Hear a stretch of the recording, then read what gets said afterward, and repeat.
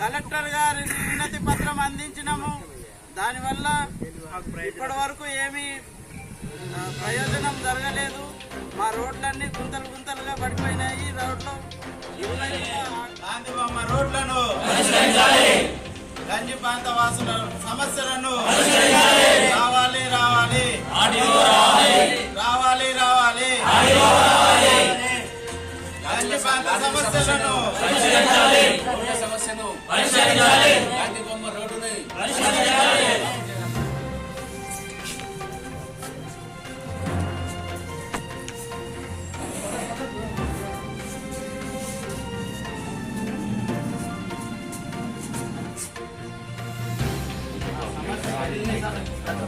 15 సంవత్సరాల క్రితం రోడ్డు వేసింది కదా సార్, రెండు వైపులా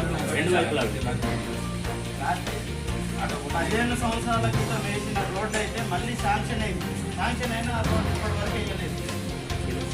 అంతే, కనీసం కట్టెడు మట్టి కూడా వేయట్లేదు, మొరం కూడా వేయట్లేదు. పండుగలు చేసుకోవడం, గణపతి కానీ ఏదైనా కానీ ఊరు పండుగ కానీ పోవాలంటే అసలు మోకాళ్ళని కూడా పోగాలి.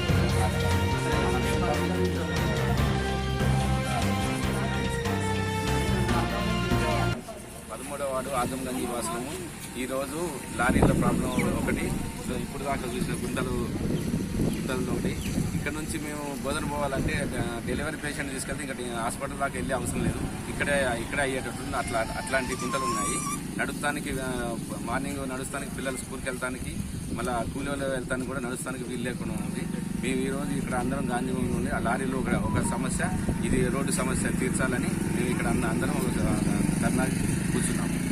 దీన్ని ఆల్రెడీ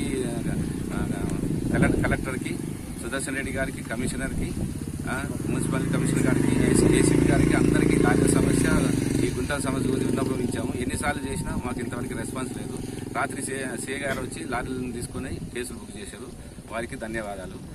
అట్లనే ఈ రోడ్డు సమస్య కూడా తీర్చగలరని మున్సిపల్ కమిషనర్ గారికి, ఆర్డీఓ గారికి, కలెక్టర్ గారికి. 13వ వార్డు ఆజంగంజ్ నివాసం ఉంటున్న మేము ఇక్కడ ఈ రోడ్ల పరిస్థితి ఒకసారి వచ్చి చూడండి. ఎందుకంటే ఇక్కడ గుంటలుగా ఉన్నాయి, లారీలు అడ్డం పెడుతున్నారు. ఆ లారీలు తీయమంటే తీయకుండా దౌర్జన్యం చేస్తున్నారు. అది కాక ఇక్కడ స్కూల్ పిల్లలకి లేడీస్కి పోవడానికి ఇబ్బందిగా ఉంది. డ్యూటీలకి వెళ్తున్న వాళ్ళకి కూడా చాలా ఇబ్బందిగా ఉంది. స్కూల్లో పనిష్మెంట్ ఇస్తున్నారు పిల్లలకి. రెండోది ఏంటంటే ఎవరన్నా పోతున్నా కానీ మేము చేసుకోండి మేము ఇట్లానే పెడతామని చెప్పేసి వాళ్ళు ఎదురు తిరుగుతున్నారు. ప్రతి ఒక్కరు కూడా బస్సు వాళ్ళకి కానీ కస్టమర్లకు కానీ ఎవరికైనా కానీ వాళ్ళు మేము ఇంతే అని చెప్పేసి ఎదురు తిరుగుతున్నారు. మేము ఏదైనా రెస్పాండ్ అవుతానేమో మా మీదకి గల్లీ వాళ్ళ మీద కూడా తిరగబడుతున్నారు. కాబట్టి మీరు చర్య తీసుకోవాలని పోలీసు వారికి కానీ మన ఆర్డీఓలకు కానీ మరి కమిషనర్ కానీ ఇంకెవరికైనా కానీ ఇంకా అధికారులకు అందరికీ కూడా మరి మా పరిష్కారం చేయాలని మా సమస్యను కొద్దిగా ఒక్కసారి మా గల్లీకి వచ్చి చూడమని మేము కోరుతున్నాము. ఈరోజు ఇక్కడ మేము ఈ సమావేశం అయ్యామంటే కారణం ఏంటంటే రాత్రిపూట లారీలు గుంపులుగా డబల్ లైన్లు పెడుతున్నారు. తీయమని చెప్తుంటే తీయకుండా వాళ్ళు ఒకవేళ ఏదన్నా నైట్ ఏమన్నా ఎవరికైనా పేషెంట్లకి ఇబ్బంది అయ్యి ఒక ఆటో పోవాలన్నా ఒక అంబులెన్స్ రావాలన్నా రాలేని పరిస్థితి ఉంది. ఎందుకంటే రెండు లైన్లు పెడుతున్నారు.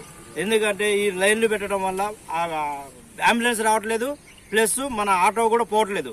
కాబట్టి ఇక్కడ ఎవరన్నా పోవాలన్నా ఎమర్జెన్సీ పోలేకపోతున్నారు. కాబట్టి ఇక్కడ ఉన్న పరిస్థితి ఒకసారి గమనించండి. ఎందుకంటే ఇక్కడ బ్రతకాలన్నా కూడా కష్టంగా ఉంది. ఈ గుంటల వల్ల మాకు ఎంతో సమస్యలు వస్తున్నాయి. కాబట్టి ఈ సమస్యలన్నీ తీర్చుకోవాలంటే ఈ లారీలు ఇక్కడ ఉండకూడదు. ఇక్కడ నుంచి ఈ లారీలు ఎక్కడికైనా షిఫ్ట్ చేసుకొని ఎక్కడైనా పెట్టుకొని మా ప్రాబ్లమ్స్ క్లియర్ చేయమని